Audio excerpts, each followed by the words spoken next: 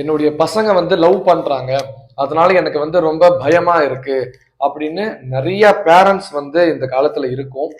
So இது வந்து நம்ம பயப்படுற மாதிரியான எந்த விஷயமும் கிடையாது. இந்த காலகட்டத்துல நிறைய காதல் திருமணம் நடக்குது அப்படின்னு நிறைய பேர் வந்து சொல்றாங்க. அது வந்து என்னைய பொறுத்த வரைக்கும் அது தப்புதான். ஏன்னா அது இந்த காலம்னு கிடையாது. ரொம்ப காலத்துக்கு முன்னாடில இருந்தே காதல் திருமணம் அப்படிங்கிறது நம்மளுடைய கல்ச்சரோட கல்ச்சராவே சேர்ந்து வந்து வந்துட்டு இருக்கு. ஸோ அதாவது வெறும் ஜாதி மாறி ஜாதி கல்யாணம் பண்றது மட்டும் கிடையாது.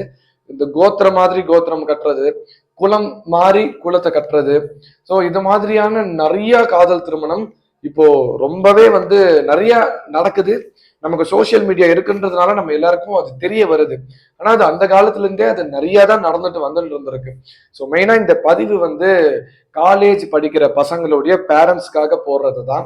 இப்போ நிறைய பேர் வந்து நான் ஜாதகம் பார்க்கறேன்றதுனால நம்ம ஆபீஸ்க்கு வராங்க. இது மாதிரி என்னுடைய பையன் இல்ல என்னுடைய பொண்ணு வந்து காலேஜ்ல சேர்த்திருக்கோம்.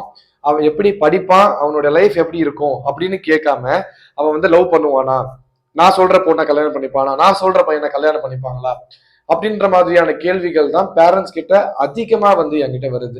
அது ஒரு விதத்துல எனக்கு வருத்தமாவும் இருக்கு.